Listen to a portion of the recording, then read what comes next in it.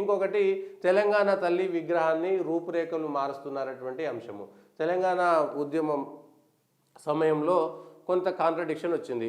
కేసీఆర్ ఇచ్చినటువంటి తెలంగాణ తల్లి రూపము, అదేవిధంగా మిగిలిన వాళ్ళు ఇచ్చినటువంటి తెలంగాణ రూపం పైన చర్చ జరిగింది. ఇది కమ్యూనిస్టులు, నాన్ కమ్యూనిస్టులు అటువంటి పేరుతోటి జొన్న కంకులు ఉండాలి, సజ్జ కంకులు ఉండాలి, కిరీటం ఉండాల్సినటువంటి అవసరం లేదు, తెలంగాణలో ఎప్పుడు కిరీటాలు పెట్టుకోలేదు అన్నట్టుగా ఒక చర్చ జరిగింది. అయితే ఏ కారణం చేతనో అప్పుడు తెలంగాణ ఉద్యమ సమయంలో ప్రతి ఊర్లో మ్యాక్సిమం ఎక్కడ వీలైతే అక్కడ తెలంగాణ తల్లి విగ్రహాన్ని పెట్టారు. ఇప్పుడు ఆ రూపము పూర్తిగా జనాల్లోకి వెళ్ళిపోయింది.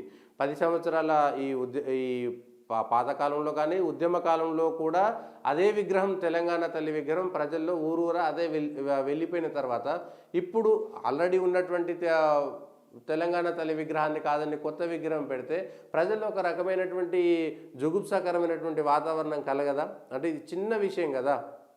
తెలంగాణ తల్లి విగ్రహాన్ని మార్చాల్సినటువంటి అవసరం, ఎందుకంటే ఎంబ్లంలో ఒక మార్పు ఉన్నది. తెలంగాణ ఉట్టి పడే విధంగా తెలంగాణ అటువంటి దానిపైన రావాలనేటువంటిది, తెలంగాణ చిహ్నం ఉండాలనేటువంటిది. అయితే తెలంగాణ తల్లి రూపును మార్చేటువంటి అంశంలో ఎట్లా మనం వ్యవహారం చేయాలి? ఆ రూపు మార్చడం ద్వారా గతంలో ఉన్నటువంటి తెలంగాణ తల్లి విగ్రహాలు ఏం చేయాల్సినటువంటి పరిస్థితి వస్తుంది?